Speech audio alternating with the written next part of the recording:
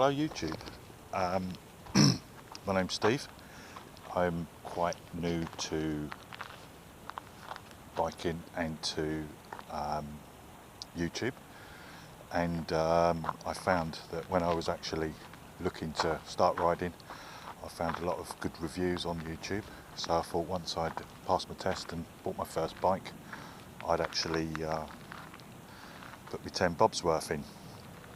So first of all, I'll clear up what I mean by new to biking. I started riding when I was back in April,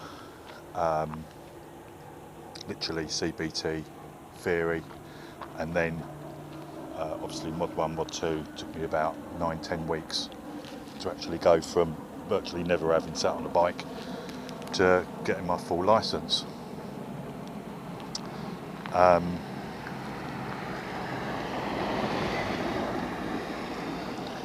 Upon gaining my full licence, I'd been looking around again, lots of different reviews on YouTube for various bikes, what's a good bike, bad bike for beginners and things like that, and decided I wanted to go for the Triumph Street Triple. So literally within hours of passing my test, I went out and bought this one. As you can see, it's a 2010 model.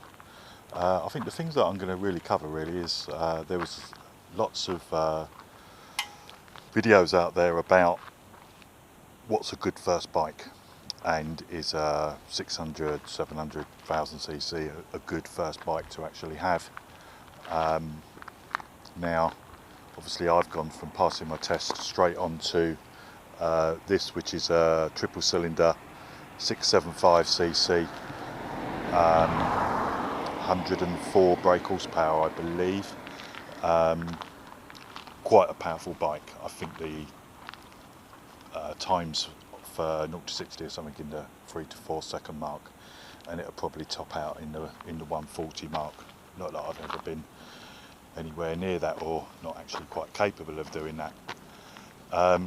So is it a good first bike? Well, I've found, providing you're sensible with the revs, I've had this now probably a couple of months, and I don't really take it over 8 or 9,000 revs. I have taken it up to a fair few speed, quite higher speeds, just to see what it's like, but generally it's no, very, very powerful. But I think what you need to do is you do need to be have a little bit of self-control when actually learning. I don't really, although saying that, it is a little bit damp out here today, but I generally don't go out in the wet because I don't think I have that experience yet. You'll probably notice also that I had brand new tyres on this when I actually bought it, and the chicken strips are still well and truly there. As an actual bike, now obviously I've not really got a yardstick to compare it to, but as a bike it is absolutely wonderful. It's got heaps and heaps of power, more than I probably do actually need. But as I say, you do just have to keep a little bit of tighter control on it. This one is actually quite a good idea. It's got, I don't know if I can be able to pick this up if I put the blue lights that come on. They are actually set to about, I think I've got it on about 8,500 revs, and they gradually increase the higher the revs go. So it does give me an indication of when I'm actually getting up higher in the band to what I would maybe want to be, so I can actually keep a little bit of control on it. I learnt to ride on a Kawasaki ERN6 or ER6N, I think it was, obviously restricted to, I believe that's restricted to about 50 or 60 brake horsepower, so which is the only real yardstick that I've got to compare this one to. This one does have obviously a lot more power. It just feels a bit more agile. I think it's quite well documented on YouTube for the Street Triple. They are a really nice handling bike. Yeah, as a first bike, would I recommend it? Yes, I definitely would.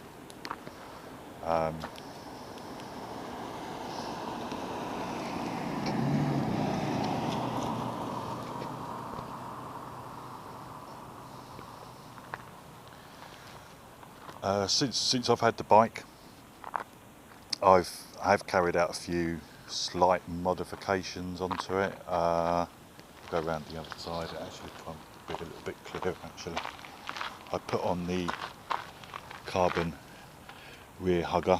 I'll stick a picture up of what was on there beforehand. This one I think is a little bit better. Standard procedure is that I've put a tail tidy on. Again, I'll put a picture up of what it looked like before the tail tidy was on. Obviously slightly illegal sized number plate on there. The other things I've done is the actual radiator guard here. When I bought it was silver or aluminium finish, so I whipped that off and painted it. So again, I'll put a picture up to show what that looked like beforehand. The only other real thing I did, or have done I should say, was the chain and all the sprockets down here. They were absolutely filthy. So what I did was I literally took all of these parts off and all of this, the front sprocket cover, took all of that off. I did do a video of doing it, so maybe I'll add a little bit of video in of just showing how I did all of that, just to clean it all up. And I've put the dry lube on it. I think it was Worth's dry lube. Did a bit of research again on the wonderful YouTube just to see what's what and the best ways of doing things. I am quite mechanically minded, so I will be doing most of my maintenance myself. Obviously there's no real warranty on the bike, so I'll as I do bits and bobs on it, I will make some videos and try and keep people that are interested a little bit up to date on how it's actually going. I'm going to add a little bit of video in now of me riding out, and anyway, hope it's been useful, the information, and I'm going to probably post a few videos of various bits and bobs, a bit of interest on bikes, cars and what have you, a bit of maintenance. So like, subscribe, thanks for watching, cheers, bye for now.